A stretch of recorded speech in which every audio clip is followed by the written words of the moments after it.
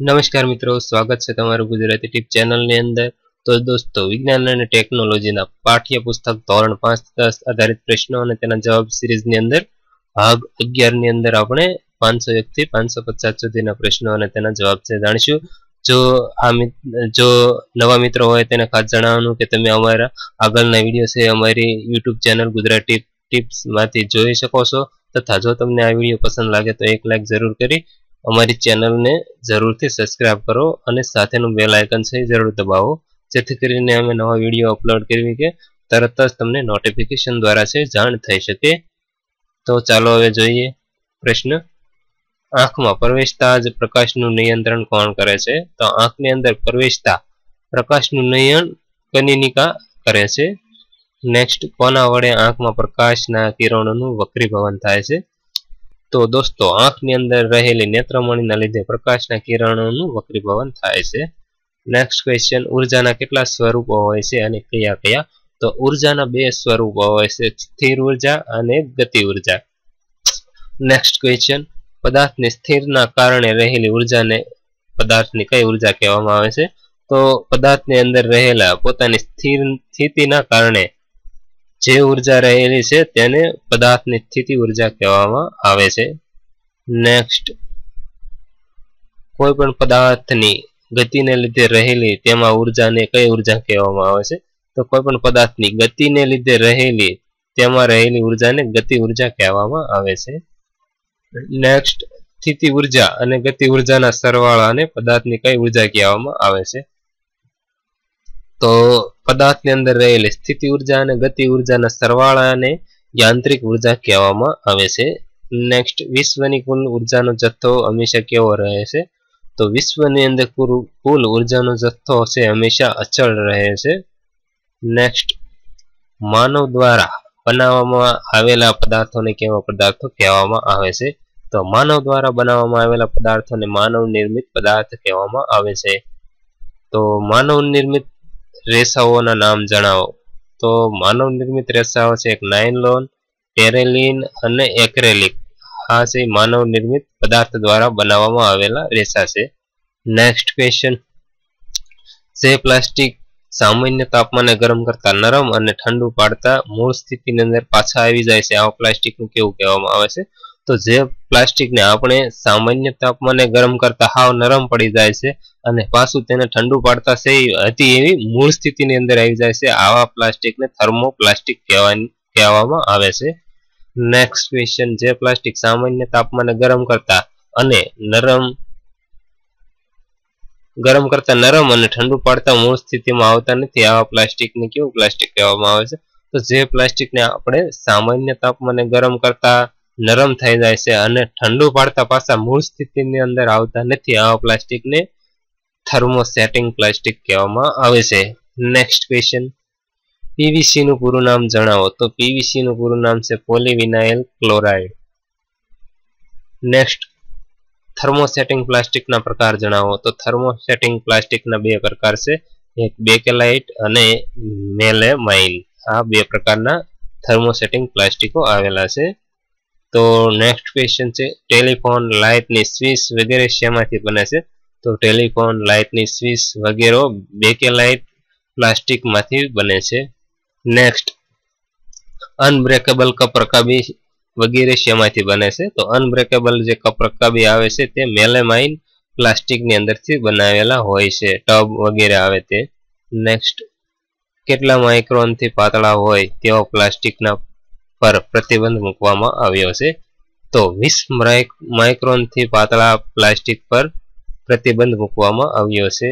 Next, રબરને યોગ્ય તાપમાને શેની સાથે ગરમ કરતા વલ્કેનાઇઝ્ડ રબર બને છે? તો રબરને યોગ્ય તાપમાને સલ્ફર સાથે ગરમ કરતા વલ્કેનાઇઝ રબર બને છે। નેક્સ્ટ, કાચ કયા કયા પદાર્થોનું મિશ્રણ છે?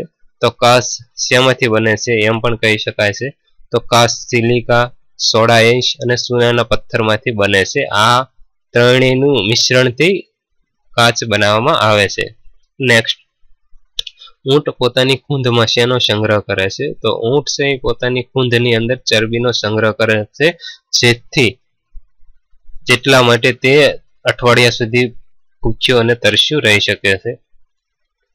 નેક્સ્ટ, જે વનસ્પતિ ખૂબ જ ઓછા પાણીમાં જીવન ટકાવી રાખે છે આવી વનસ્પતિની કેવી વનસ્પતિ કહેવામાં આવે છે? તો જે વનસ્પતિ ખૂબ જ ઓછા પાણીની અંદર જીવન ટકાવી રાખે છે આવી વનસ્પતિને શુષ્કોદ્ભિદ વનસ્પતિ કહેવામાં આવે છે. નેક્સ્ટ, જે વનસ્પતિ માત્ર પાણીમાં જ વિકાસ પામે છે તેને જમીનની જરૂર નથી આવી વનસ્પતિને કેવી વનસ્પતિ કહેવામાં આવે છે? તો જે વનસ્પતિ માત્ર પાણીની અંદર જ થાય છે એવી વનસ્પતિને જલદભિદ વનસ્પતિ કહેવામાં આવે છે.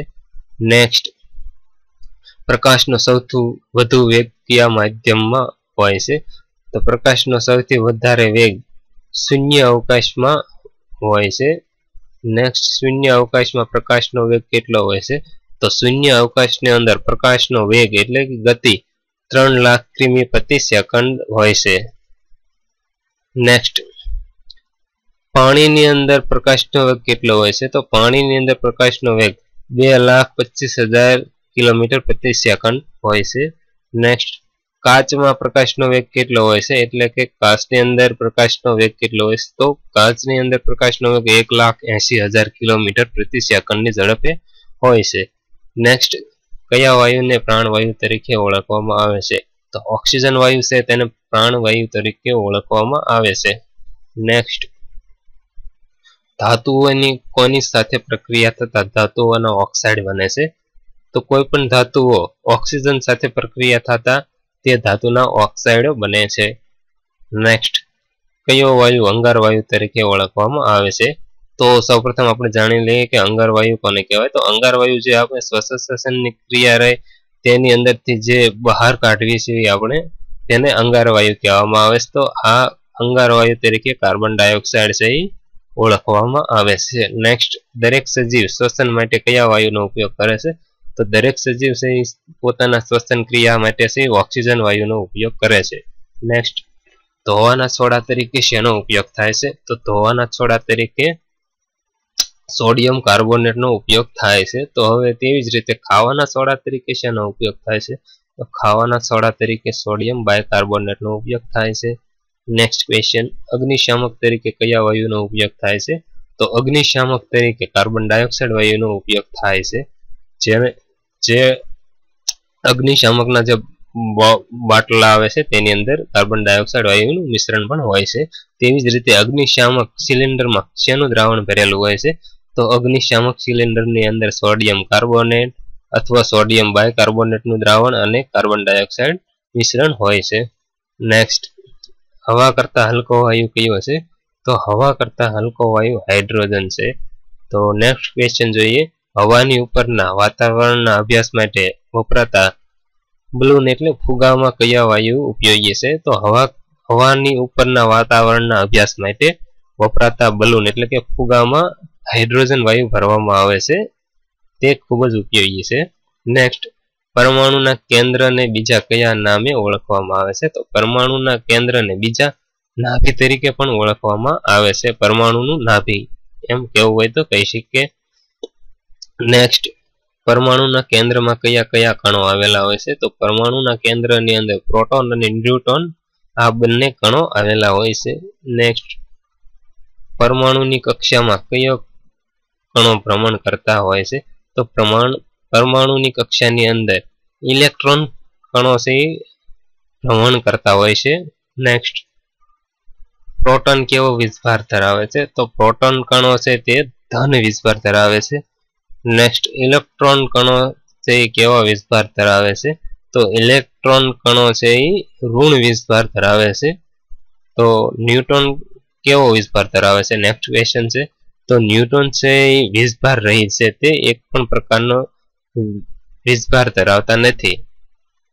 નેક્સ્ટ, વિદ્યુત પ્રવાહમાં કયા કણો આવેલા હોય છે? તો વિદ્યુત પ્રવાહની અંદર ઇલેક્ટ્રોન કણો આવેલા હોય છે. નેક્સ્ટ, પરમાણુ વીજભારની દ્રષ્ટિએ કેવો છે? તો પરમાણુ વીજભારની દ્રષ્ટિએ તટસ્થ છે. નેક્સ્ટ ક્વેશ્ચન, એકમાત્ર પ્રવાહી ધાતુ કઈ છે? તો એકમાત્ર પ્રવાહી ધાતુ છે પારો.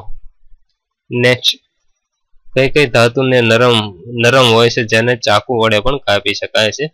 તો તો સોડિયમ અને પોટેશિયમ આ બે પ્રકારની એવી ધાતુ છે જે ખૂબ જ નરમ બહુ છે અને તેને ચાકુ વડે છે પણ આપણે કાપી શકીએ છીએ. નેક્સ્ટ, લોખંડ હવામાંના કયા વાયુ સાથે સંયોજાય છે ત્યારે તેને કાટ લાગે છે? તો લોખંડ છે હવામાંના ઓક્સિજન વાયુ સાથે સંયોજાય છે ત્યારે તેને કાટ લાગે છે. નેક્સ્ટ, ગ્રેફાઇટ, કોલસો, હીરો વગેરે કોના સ્વરૂપો છે? તો ગ્રેફાઇટ, કોલસો, હીરા વગેરે છે કાર્બનના સ્વરૂપો છે. નેક્સ્ટ ક્વેશ્ચન જોઈએ, કાર્બનના કયા સ્વરૂપનો ઉપયોગ પેન્સિલ બનાવવા માટે થાય છે? તો કાર્બનના ગ્રેફાઇટ જે સ્વરૂપ છે તેનો પેન્સિલના રિફિલ બનાવવા માટે ઉપયોગ થાય છે. નેક્સ્ટ ક્વેશ્ચન, કયા ફોસ્ફરસનો ઉપયોગ દીવાસળી બનાવવા માટે થાય છે? તો જે લાલ રંગનો ફોસ્ફરસ આવે છે તેનો ઉપયોગ દીવાસળી એટલે કે માચિસની દીવાસળી આવે તે બનાવવા માટે ઉપયોગ થાય છે. નેક્સ્ટ, ઉંદર મારવાની દવા માટે શેનો ઉપયોગ થાય છે? તો ઉંદર મારવાની દવા માટે ઝિંક ફોસ્ફાઇડનો ઉપયોગ થાય છે. તો દોસ્તો આ હતા વિજ્ઞાન અને ટેકનોલોજીના ધોરણ 5 થી 10 ના પાઠ્યપુસ્તક આધારિત પ્રશ્નો અને તેના જવાબ જે સ્પર્ધાત્મક પરીક્ષાઓની અંદર પૂછાતા હોય છે અને આ ખૂબ જ અગત્યના છે. તો દોસ્તો નવા ભાગ માટે પ્લીઝ તમે અમારી ચેનલ જરૂરથી સબસ્ક્રાઇબ કરી સાથેનું બેલ આઇકન દબાવો તથા આ વિડીયોને પ્લીઝ એક લાઈક જરૂર કરી અમારી ચેનલ જે આ વિડીયો છે તેને ફોરવર્ડ જરૂર કરો એટલે કે શેર જરૂર કરો. Thank you. સબસ્ક્રાઇબ કરો ગુજરાતી ટીપ યુટ્યુબ ચેનલ અને સાથે બેલ આઇકન દબાવી ઓકે કરો.